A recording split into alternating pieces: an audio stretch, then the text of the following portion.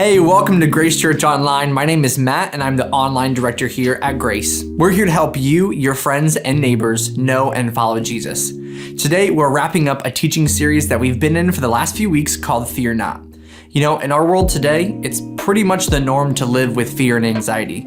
But the Bible actually has a lot to say about our fears because that's not the kind of life that God wants for us. Today, we're going to be hearing from our lead pastor, Sean, as he talks about how to navigate the times in life where choosing to do the right thing just doesn't feel like the right thing. Sometimes it's easier to ignore doing what we know is right because, well, we're afraid that we might lose too much. So what are we supposed to do? Let's hear from Pastor Sean. Fear is something that every single one of us experience. You've experienced this since you were a little baby. When you cried for the first time because of a loud noise or a barking dog or a honking horn, or the first time you got on an airplane or tried to cross the street alone for the first time, or maybe walked to school by yourself. We've always felt fear. I mean, it's not always been the most dominant emotion, but I think fear has always been a part of our emotional makeup since we were little. As we got older, those fears just evolved, but I don't know that the fears ever disappeared.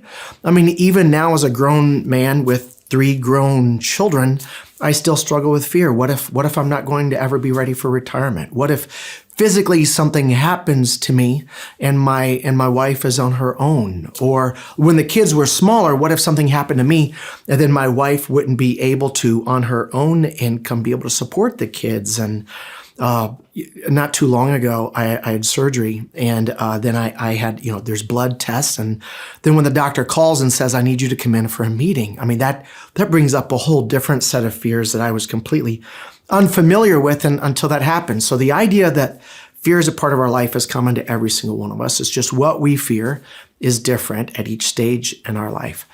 There's been a theme to this series, though, like a guiding principle, and that's this: that the greater your fear of the Lord, the less you have to fear anything else. The idea behind that is that the more respect that you have for God and His authority over the world, the more you acknowledge the goodness of God, even in the badness of life, the more confidence you'll have even in times of uncertainty that could potentially create in you these feelings of fear. When I recognize that God saw this coming, that God can work this into the story, that God is good, even if this bad thing does happen and it doesn't derail the story that God's trying to write with my life, that confidence in God, the fear of the Lord, the respect and awe, the reverence that I have of God can be the thing that helps me keep fear from being the deciding factor in the choices that I make in my life. So we talked about the way that plays out in our fear of what other people think in week 1. In week 2, we talked about our fear of failure. And here in week 3, we had a hard time coming up with like which fear is this? Is this the fear of rejection? Because the answer is yes. Is this the fear of standing out? Yes. The fear of not fitting in? Yes. The fear of death? Yes, it's that. Is it the fear of the unknown? Yes, it's the fear of the unknown. It's the fear of confrontation. Like, we had a hard time saying, okay, what is the one fear common in the story that we're looking at today? Because there were so many different fears it addresses. But behind every one of those fears, I think, is the fear of loss. So that's what we decided to focus on. It's the fear of loss. There's going to be 4 main characters in the story that we're looking at today, and we're going to go through the story as though we were skimming through a play in high school or talking about a movie that has 6 different scenes. So there's an act 1, an act 2, 3, 4, 5, and 6. And we're going to be looking at this story through that lens today. And we're going to see what we learn about the fear of loss. So if you've got your Bible, I want you to go to the book of Esther. Esther chapter 1, and it only has 10 chapters. We're not going to read the whole thing. We are going to be skimming through it. But here is the idea behind Act 1. Esther chapter 1, verse 1 through 3 says, these events happened in the days of King Xerxes. Now you can look him up on Wikipedia or in an encyclopedia. I don't know if anybody really even has those anymore. And you'll find out that he became king in 486 BC. But here's what it says. These events happened in the days of King Xerxes, who reigned over 127 provinces, stretching from India to Ethiopia. At that time, Xerxes ruled his empire from his royal throne at the fortress of Susa. And in the third year of his reign, which would have been 486 BC, he gave a banquet for all of his nobles and officials from all 127 provinces. So this would have been like one of the biggest parties in the history of the world at that. Like I don't even know if there's ever been a party this big even since then. So from India all the way over into Africa in these 127 provinces, all of the officials and all of the nobles come to the capital city of Susa in Persia for this gigantic party. He invited all of the military officers of Persia and Media, as well as the princes and nobles of the provinces. Holy cow. This is like a really big gathering. This thing is gigantic. And the party lasts, if you keep reading in the scriptures, and we're not going to do that for the sake of time. I told you we weren't going to read every verse. This party lasts 180 days. So in a 30-day month, this is a 6-month long, this party lasts. If you thought people have overstayed their welcome for your birthday party because they didn't leave until midnight or 1 or 2 in the morning, this is overkill. So this is, who knows how many hundreds or thousands of people show up for this party. And it is a 6-month long party. At the end of the party, he throws a 7-day party with all of those invited guests, but this time it's for the people in the capital city. So the capital city throws a party for everybody all over from India to Ethiopia. And then the last 7 days is the party that everybody else is throwing for the people who were throwing the party, which is kind of a cool thing to do, I think. But at the end, the very last day, the king he's out of control at this point. It's been a little bit over 6 months. And he calls for his wife, the Queen Vashti. And he tells Queen Vashti to come in to show off all of her beauty. And she's not going to do this.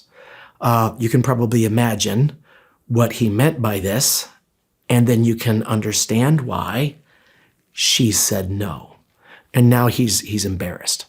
So he dethrones her, he banishes her, essentially is what he does. And then he has a pageant where he tells these 120 officers, military officers, nobles, and princes from these 127 provinces, when you go back, I want you to find the most attractive and highest quality women in your province and send them here, and I'm going to pick one of them to replace Queen Vashti.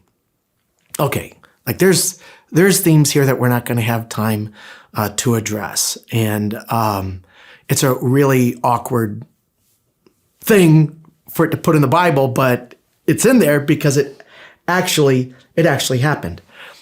But right after they announce that this is going to happen, we're introduced to the second character of the story. So the first character in the story is King Xerxes. Second guy in the story is a guy who's a gatekeeper at the palace. That's his job.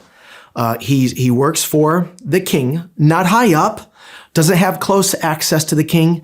He's simply the gatekeeper. He's the one who checks people's IDs and makes sure they're on the guest list when they come into the palace.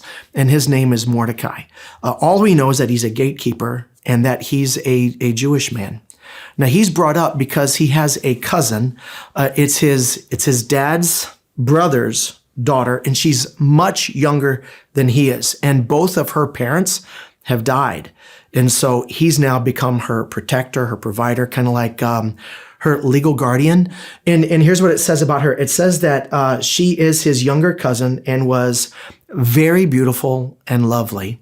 And her name is Esther. And so now we have the first 3 of the 4 characters of the story of Esther. So you've got King Xerxes, you got the gatekeeper who's a Jewish man who has a very beautiful and lovely younger cousin named Esther.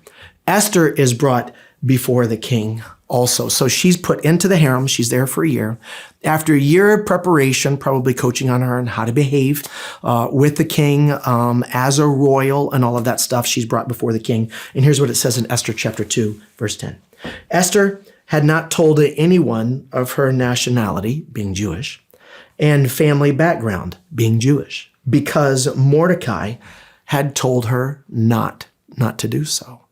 So we don't know why Mordecai tells Esther to hide her Jewishness, but it's the instructions he gives her, probably as her older protector. There had to be some kind of reason that involved her safety and her prosperity there. So he told her to hide that part. Verse 11 says, every day Mordecai would take a walk near the courtyard of the harem to find out about Esther and what was happening to her. So even though she was chosen by the whatever one of the 127 provinces that he's from, the prince of his province picked his cousin. And he had no say in the matter, but he made sure to keep checking up on her.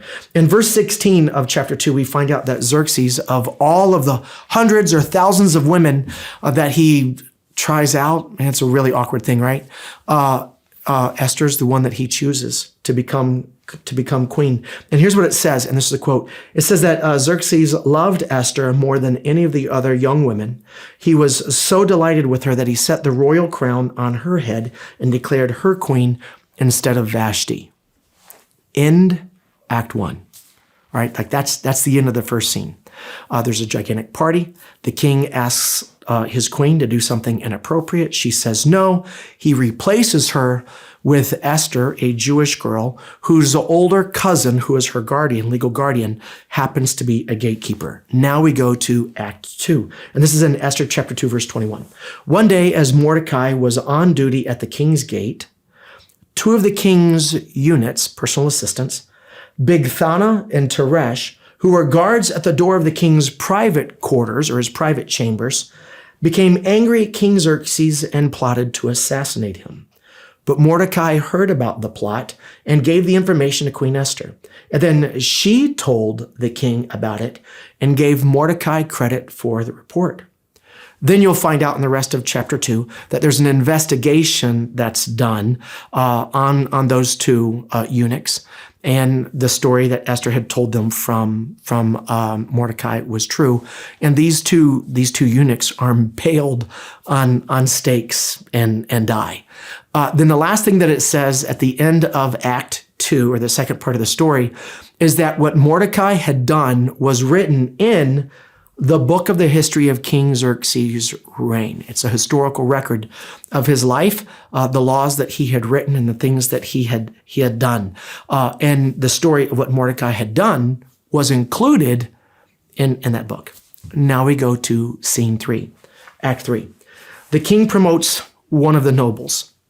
It's a completely different part of the story now. So the king's got he's got 127 provinces. Each one of these provinces have princes, nobles, and military leaders that were all included at this party in chapter 1.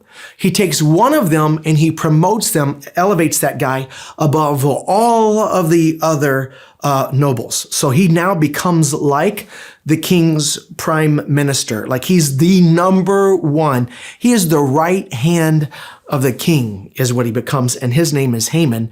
And he's the fourth and final character in the story of Esther. The king instructed when he promoted Haman as prime minister that everywhere Haman went throughout his kingdom, that people had to bow in respect to Haman whenever he rode by them.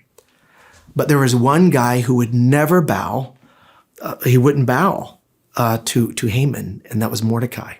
Bible doesn't give us much of an explanation for this. Other than that, he's Jewish, because part of the Jewish law is that you don't bow down and worship of anyone other than God. So Mordecai couldn't bow down to him and still be faithful to God. Esther chapter 3, verse 8 to 9, it inflames Haman. He cannot stand to be disrespected. I mean, it doesn't matter that 99.9999999% of all the Persians in the entire world bow every time he walks into the room. He can't get past the idea that there's one person who won't do it. Now, he finds out that Haman is Jewish. And here's what happens in Esther chapter 3, verse 8 and 9. Then Haman approached King Xerxes and said, there's a certain race of people scattered through all the provinces of your empire who keep themselves separate from everyone else. And because their dietary laws were different, if you've read the Torah, their worship was different because they worship the one true God rather than the many gods of the Persians. He said their laws are different from those of any other people, and they refuse to obey the laws of the king. They were law-abiding citizens. They just wouldn't worship the gods of the king or bow down to Haman, and that's what he didn't like. So it is not in the king's interest, Haman says, to let them live. Verse 9, if it please the king, issue a decree that they be destroyed. And if you do, I'll give 10,000 large sacks of silver to the government administrators to be deposited in the royal treasury. So not only does he say to the king, listen, king, it's in your best interest to destroy this entire race of people. But if you happen to see things the way I do, I'll also throw in 10 gigantic sacks of silver. Now, how much money is that worth? Like, I have absolutely no idea. We don't know how big these bags of silver are, except that Haman just describes them as really big, large sacks of silver. So I don't know if the king agrees to this because he really believes it's in his best interest, or if the king agrees to this because he'd really like to have all of the wealth that Haman and his family have been storing up. But verse 12 says, so on April 17th, the king's secretaries were summoned, and a decree was written exactly as Haman dictated. It was sent to the king's highest officers, the governors of the respective provinces, all 127, and the nobles of each province in their own scripts and in their own languages. The decree was written in the name of King Xerxes and was sealed with the king's signet ring and could not be changed. Now they picked a date, and this is important for history. The way that they pick the date is through a dice. And they spun the dice, and the dice helped them come to the date of March 17th or March 7th of the following year. So remember, this is in April. And then, so 11 months from now is when all of the Jews scattered throughout all the world at that point were going to be killed.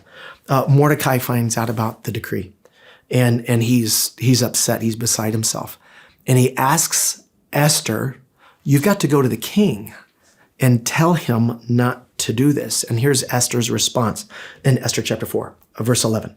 All the king's officials, she says, and even the people in the provinces know that anyone who appears before the king in his inner court without being summoned is doomed to die. Like the punishment for going and talking to the king without being asked to come to the king, like the punishment for that is death. What you're asking me to do, Mordecai, is impossible. Like, you can't ask me to do this. The price is too steep. It's too difficult. And the king has not called for me to come to him for 30 days now. So it's been 30 days since she's been invited to go into the king's presence. And she goes, I can't just walk in there because the punishment for that is death. Verse 13, Mordecai's response to her is this. Mordecai sent this reply to Esther. Don't think for a minute that just because you're in the palace that you're going to escape when all the other Jews are killed. He's like, listen, I know right now you feel that your position exempts you from the consequences of this law, but don't think you're going to escape without this affecting you. Verse 14, if you keep quiet at a time like this, deliverance and relief for the Jews will surely arise from some other place, but your relatives are going to die. Who knows if perhaps you were made queen for just such a time as this. The King James Bible says, who knows if you weren't brought to this for such a time as this. That's how I've always heard that phrase, for such a time as this. And maybe you've heard that phrase before, and here's where it comes from. Verse 15, then Esther sent this reply to Mordecai. Go and gather together all the Jews and of Susa and fast for me. Do not eat or drink for 3 days, night or day. My maids and I will do the same. And then, though it is against the law, I will go see the king. And if I die, I must die. If I must die, then I must die. Like That's like this really climactic moment where she considers the consequences of her choices, and she realizes that while this could be a bad thing for everybody else, there might be a way for her not to have to get involved in this.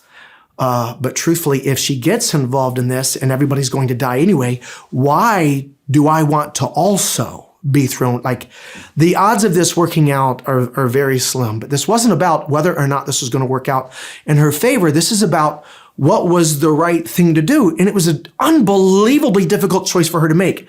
And maybe you've been in a situation where you were given the opportunity to do the right thing that you didn't have to do.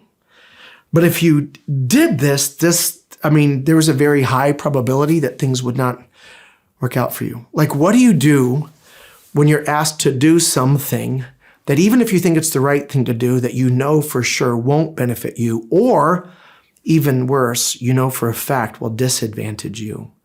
Do you go ahead and do the right thing? That's the end of Act 3. So we're halfway through the story. Act 4, Scene 4, Esther chapter 5, verse 1 through 4.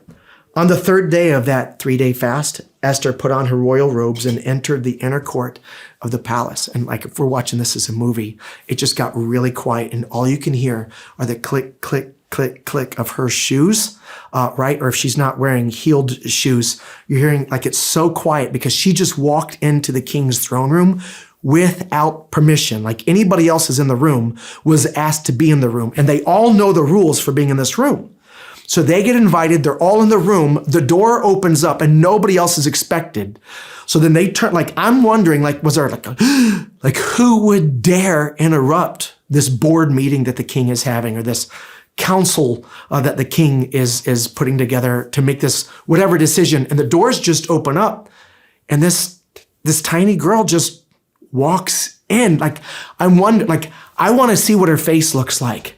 Is she looking down? Is she trying to be quiet? Is she like walking in like this, like her chin up? Like, I'm wanting to see her, like, I'm dying to see her posture, because in my head I can see this playing out in several different ways. But I guarantee you the room went just like stone dead silent, because it's the queen who's broken the law. Like, this isn't like a gatekeeper walking in. That dude's getting killed right away. Now, the king's already banished one queen, and everybody knows how much he adores Queen Esther, but she's just done the unpardonable sin. Like, she walked into the king's throne room without permission, and it goes dead silent, and everybody's wanting to see, holy crap, what in the world is the king going to do to this girl? So on the third day of the fast, Esther put on her royal robes and entered the inner court of the palace, just across from the king's hall. The king was sitting on his royal throne, facing the entrance. Verse 2, when he saw Queen Esther standing there in the inner court, what does he do? Right? Like, tension. He welcomes her and he holds out the golden scepter to her for her to touch. And that meant that, did you remember playing freeze tag when you were a kid? Or playing tag and then, like, like something was base? Like, the tree was base. Like, in my house, we get all the kids on the street would play tag, but we always had base. And base is something that you could hold on to, and if you held on to that, then you couldn't get in trouble. And essentially, the king's scepter was base. So she walks in, and she can die, right? Like, anything could happen. But he sticks out that scepter to her, and she grabs it, and everybody in the room is like, right? Because that was really scary. That's what that was. Then the king asked her, verse 3, what do you want, Queen Esther? What is your request? I will give it to you, even if it is half of my kingdom. Holy cow, because now he's on record, and he just told her he would give her half of his entire kingdom. Like, that's license that nobody who's a part of this service has ever had, right? Up to half of my kingdom. And Esther replied, if it please the king, then let the king and Haman come today to a banquet that I have prepared for the king. Okay. Remember, she hasn't eaten in 3 days, but what she has been doing is preparing for this banquet. I don't know if she came up with this idea on her own. Did she come up with the idea with the help of Mordecai? The Bible doesn't say. But the king tells her she can have anything she wants, up to half of his kingdom, and all she asks is for the king and Haman to come to a dinner that she's prepared for them that night. So the king invites Haman to Esther's banquet and asks what she wants. And here's what she says. She says, I want tomorrow night for only you and Haman to come to one more banquet. So apparently there was more people in the room than what Esther was comfortable with. So she asked for this banquet. He comes, but it's not the setting that she wants. So he says, what do you want? So why did you have the banquet? What do you really want? She says, what I really want is to have a meal with just you and Haman tomorrow night. And then I'll tell you what I want. So that night, Haman is flying high. He goes home, and you can read this in the story, Acts chapter 5. But he goes home and he's bragging to his wife on, like, his whole world is coming together. You know what I'm saying? Like, he's now the right hand of the king. Even, and this is what he says, even Queen Esther wants my counsel and wants to be around me. And then his wife goes, this is your chance to get rid of Mordecai. Like when you go in there and you get an audience with them tomorrow night, you need to ask him straight up, can I kill Mordecai? Because if the queen likes you this much, you can ask anything you want and he's going to give it to you. So what he does that night, like right after he's had dinner with Esther, the Bible says that he has his servants build a stake in the ground 75 feet high, and he's going to impale Mordecai on the top of that so that everybody in Susa sees his impaled body. That's what it says he's talking about with his wife that night. Now, back in the palace, the king can't sleep. Bible doesn't say why, but he goes to bed, can't fall asleep, and he has some of his servants come out and read from the book of the history of King Xerxes' reign. Do you remember what story's in there? The story about Mordecai. So the story about Mordecai finding out about this assassination plot and then spoiling the plot by giving that information to the queen, and then the queen giving that to the other guards, the investigation being done, found out to be true, and that Mordecai had saved the king's life. I don't know if this is the first time that he's heard this story, because maybe it didn't come all the way to his throne room before, but now he's hearing the story. And then so he asked the guys who are reading the story to him, he says, was anything done for him as a reward for saving my life? And the stewards that are reading the book says, no, it wasn't. So it's been all night long. They've been reading from this. The last thing that the king has done is he's asked, what was done for Mordecai as a reward for saving my life? And they said nothing. It's starting to become dawn. And Haman has come to the courthouse, or excuse me, to the palace, because his wife has said, first thing tomorrow morning, that's what she had said, go ask the king if you can kill Mordecai. And so he's coming in the very next day to ask the king if he can kill Mordecai. So the king hears somebody walking around out in the courtyard. And so here's what happens in chapter 6, Esther 6, verse 4. Who is that in the outer court? The king inquired. As it happened, Haman had just arrived in the outer court of the palace to ask the king to impale Mordecai on the pole that he had prepared. So the attendants replied to the king, it's Haman. Haman is out in the court. Well, bring him in, the king ordered. So Haman came in, and the king said, what should I do to honor a man who truly pleases me? Haman thought to himself, whom would the king wish to honor more than me? So he replied, if the king wishes to honor someone, he should bring out one of the king's own royal robes, as well as a horse that the king himself has ridden on, one with a royal emblem on its head. Let the robes and the horse be handed over to one of the king's other most noble officials, and let him see that the man whom the king wishes to honor is dressed in the king's robes and led through the city square on the king's horse. Have the officials shout as they go, this is what the king does for someone that he wishes to honor. Now, he's just said, what would I want done for me? And here's what the king says. The king says, excellent. The king said to Haman, verse 10, quick, take the robes, his robes, my robes. Take my robes and my horse and do just as you have said for Mordecai the Jew, who sits at the gate of the palace. Wah, wah, wah. Right? Like, oh gosh. I would, just as much as I would have loved to have seen Esther walk in when everybody thought she was going to die, I would love to see Haman's face when he has to walk through the city square in Susa, the capital of Persia, walking Mordecai on the king's horse, shouting to everybody that this is the honored man and this is what what the king does for those that he wants to honor. Man, and that's the end of Act 4. Act 5 is really short. That night is Queen Esther's private banquet. Now he goes home. You can read in chapter 6, and he tells his wife that he's humiliated. He said, I had to do this for Mordecai. I freaking hate him. And then the queen says, oh my word, this is the worst news possible. Like, now he's untouchable. You need to be really careful now. So that's what happens. And he says, and now I have to go back to this banquet tonight. So he goes to the banquet with Queen Esther and King Xerxes. At the end of the meal, Xerxes asks Esther what she wants. And then Esther says that there is someone who is trying to kill her and all of her people. And the king and Haman are shocked by this. Remember, Haman doesn't know that she's Jewish. Haman doesn't even know that she's Mordecai's cousin. He just thinks she's Queen Esther. So they're both hearing for the first time that somebody wants to kill her and all of her people. And then Esther chapter 7, verse 5 says this, who would do such a thing, King Xerxes demanded? Who would be so presumptuous as to touch you?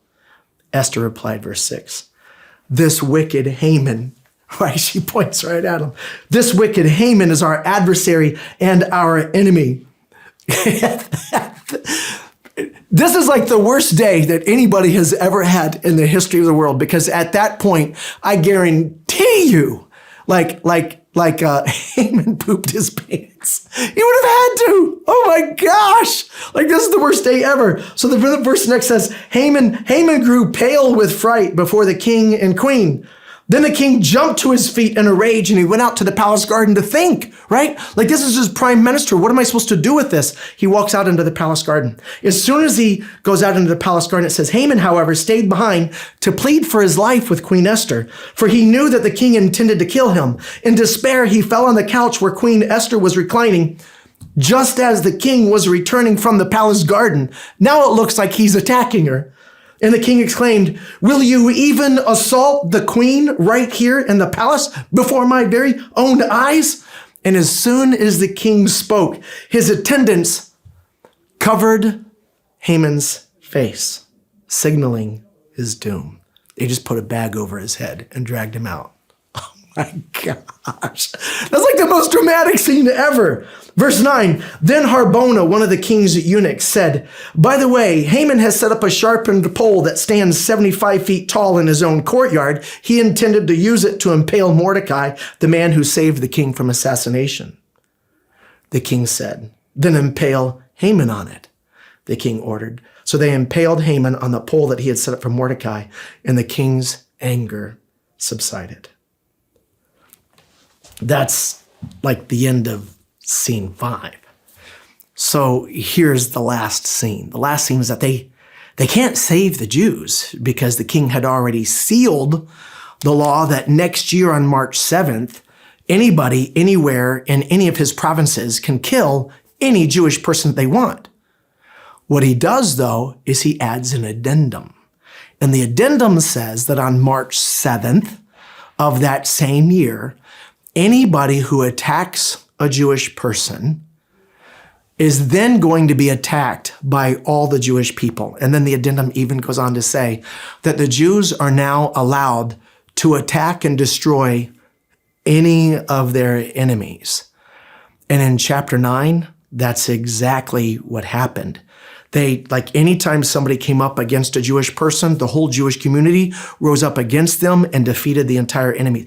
Haman had, I think it's 9 or 10 sons, and the Jews in Susa killed all 9 or 10 of his sons in Susa so that they wouldn't try to avenge their father by killing more Jews. And then it says in Esther chapter 10, verses 1 through 3. King Xerxes imposed a tribute throughout his empire, even to the distant coastlands. His great achievements and the full account of the greatness of Mordecai, who the king promoted into Haman's old job, are recorded in the book of the history of the kings of Media and Persia. Mordecai the Jew became the prime minister, with authority next to that of the king Xerxes himself. He was very great among the Jews, who held him in high esteem because he continued to work for the good of his people. See, that's the difference between him and Haman. He worked for the good of his people, whereas Haman was obsessed with the good of himself. And he continued to speak up for the welfare of all of their other descendants. Here's what's really cool, is that this story of God rescuing the Jews from Haman and from King Xerxes is actually the genesis or the beginning of the start of the Jewish celebration of Purim. So if you've heard of Purim, by the way, it's March, I think it's March 22nd or March 17th, 2000, it's March something in 2022. Maybe I'll skim over it here in just a second in my notes. But this next March is going to be Purim again. And Purim is the name of the dice that Haman used to spin to decide randomly which date next year he was going to kill all of the Jews. So they now use the name of the dice Haman used to kill them. That is now the name of the celebration that they have every single year since 483 BC, or maybe it was a few years after that, or during the time of King Xerxes, when God spared all of the Jews. So here's what I want to do. If it's okay, I'd like to wrap up by giving you 3 observations generically from the book of Esther. And I'd like to give you one thing that I notice about each of the 4 characters. The first thing observation from the book of Esther is this, that God is at work even if you can't see him. Esther is the only book in the Bible where God isn't even mentioned. And I think that that's a literary device that was used on purpose by Mordecai, if, as most scholars think, Mordecai is the one who, it also says that Mordecai wrote down the deeds, all of these things that had happened. So that's why we think that Mordecai is the one who wrote the book of Esther. But God's name isn't mentioned on purpose, because there are times in our life when we don't see God at work. You might be in that season now where you're praying and you don't feel like God's there, and you don't see the blessings of God. You don't see the work of God. You don't see the hand of God, and you feel like God is nowhere. And that is exactly the same position that the Jews were in. And what you need to know from the book of Esther is that just because you do not see God does not mean that God is not there. And just because you don't feel him doesn't mean that he's absent. This book is a reminder to us that God is here, is there with you, even when you don't see him. Just because God is silent does not mean that God is absent.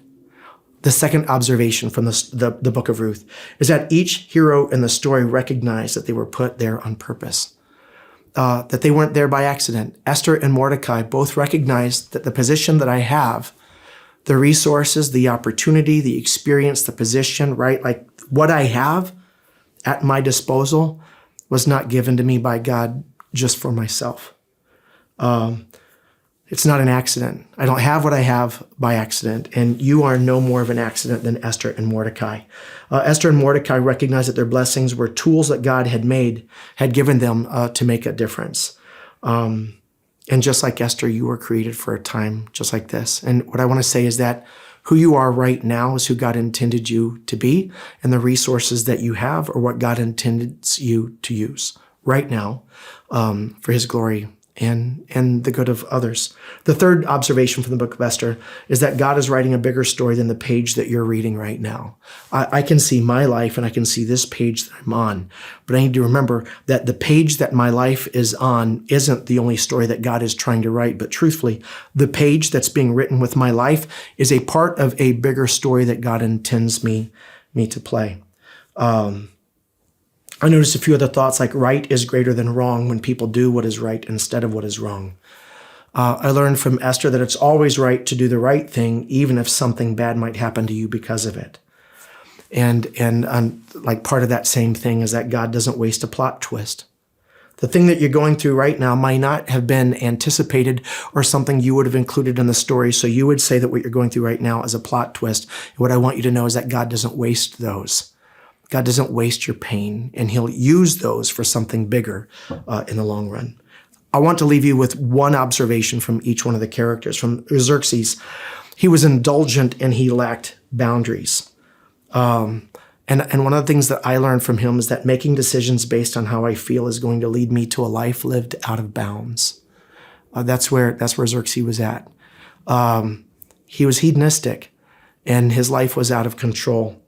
I would say that boundaries are a sign of maturity. And the thing that I want you to remember from Xerxes is that wisdom is knowing when to tell yourself no. I think the wise person knows what guardrails even they should not go beyond. From Haman. Haman was obsessed with one thing, his own success. And he thought that his path to success was paved by his ability to control the people around him. And others' lack of respect was seen as a personal threat. There are some of us, we just can't get past the idea that somebody doesn't like us or somebody won't give us respect. And that's the spirit of Haman in us. And I think each one of us have that at different times. Mordecai. Mordecai did not see his lack of authority as an excuse for passivity. I think some of us would say, I would do something if I was in charge, but I'm not in charge, so there's nothing I can do. And that's wrong. It's an excuse to not do anything. And if you see an injustice, right? Like, even though you're not in charge, you still have a responsibility to work for what is right, even if you don't have the authority to make it right. He made consistent decisions to do right, which gave him the moral authority to persuade others to do right. And that's something that you and I can do whether we have title or not. And the last person is Esther. She overcame her fear by a greater commitment to her convictions. And I would say that that is the way that you're going to get past your fear of loss. Of what? Loss of respect, loss of esteem. Like, every difficult choice that we're making represents a loss of something. She saw her position as a tool to be leveraged rather than an idol to be worshiped. And truthfully, everything you own is a tool to be leveraged for the glory of God, or an idol on which you put too much value. I think all of us are afraid of losing something. And in the choices that we make on a daily basis, whatever we choose to do is the yes that we're making, but every yes that we make is a no to something else. And I think the wisdom from the book of Esther is to choose the right no. Every difficult choice comes with a cost. Whether it's to work on your marriage, right? Like, that's the right thing. But sometimes, truthfully, staying in this marriage is going to cost you something. It's going to cost you your pride, because you're going to have to be humble and serve the other person, even if the other person doesn't serve you back in return. You see what I'm saying? Like, sometimes the easiest thing to do, or the thing that my feelings want me to do, is to bail on my family, to bail on my responsibilities, to bail on my commitment and my vow to my spouse. But I have to make the conscious choice to do what is right, even if doing right is going to cost me something. To give God 10% of your income. My wife and I are obedient in our giving to God, and we're generous in giving to God. And even in saying yes to God, there's a lot of other things that I could do with that money. Like, I've got kids in college. I've got kids who are trying to buy their first home. I've got plans for retirement. And if I were to say no to God, I could say yes to a bigger retirement at the cost of being disobedient to God, though. Do you see what I'm saying? So a yes to this is a no to God. A yes to God might be a no or a lesser than of this other thing. A yes to forgive your abuser is you letting go of the right to hold that against them for the rest of their life. You choosing to defend someone against a bully might cost you being bullied. Do you see what I'm saying? Like, doing the right thing is always going to come at a cost. If you were to choose to do the right thing by sitting next to the stinky kid at lunch who's always sitting by themselves, like, that would be the right thing to do. Like, that's an Esther move. But there's that Esther choice in our heart where we go, but if I start sitting by the stinky kid, the one that everybody else makes fun of, who's by himself, who needs somebody to show them love, then maybe everybody else starts picking on me too, right? There's a cost to saying yes to God and redrawing biblical sexual boundaries in your relationship. There's a cost to making regular fellowship with your church family a priority. There's a cost to doing everything you should do. But there's also a cost to not doing those things. Jesus said that if you want to come after me, you must lay down your selfish ways, take up a cross, and follow me. And I'm wondering what we thought he meant when he said that choosing to follow him would involve picking up a cross. I think the implication is that doing the right thing is always going to be the hard thing.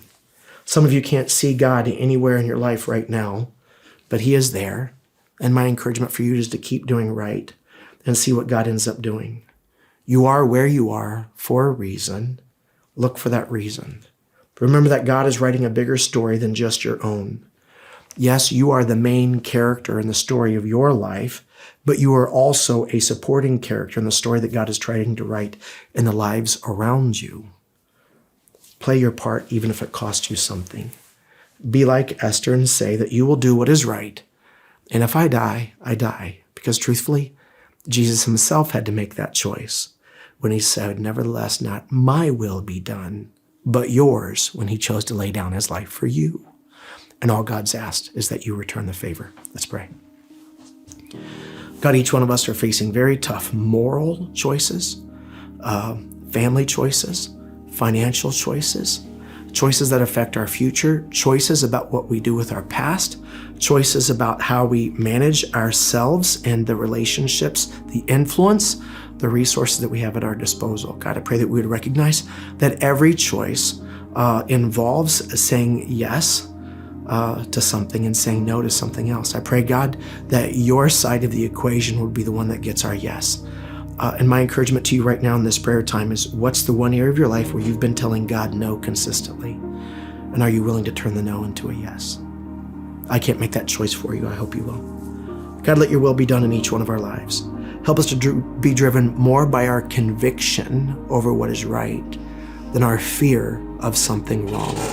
That's my prayer. I ask this in Jesus' name. And we all say together, amen.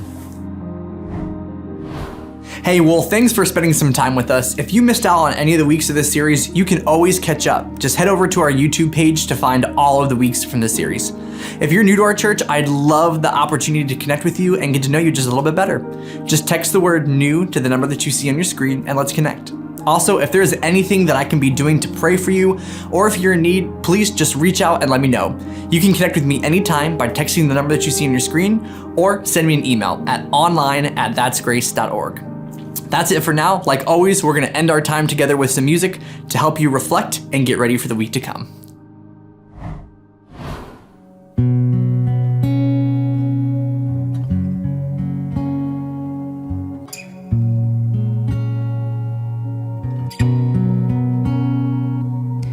Narrow as the road may seem, I'll follow where your spirit leads. Broken as my life may be, I will give you every piece. I hear you call, I am available. I say yes, Lord, I am available.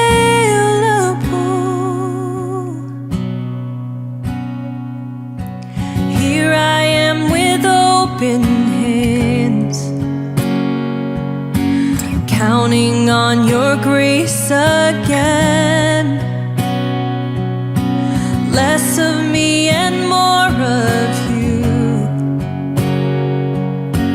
I just wanna see you move. I hear you call, I am available. I say yes, Lord, I am available. I hear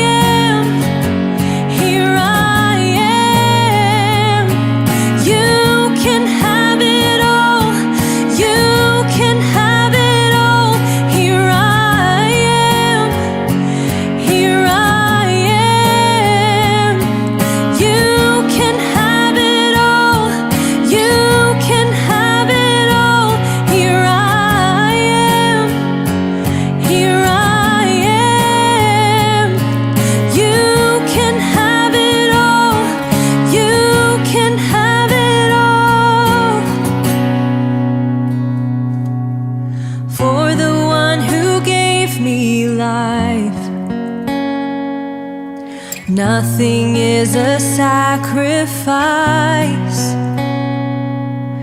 Use me how you want to, God. Have your throne within my heart.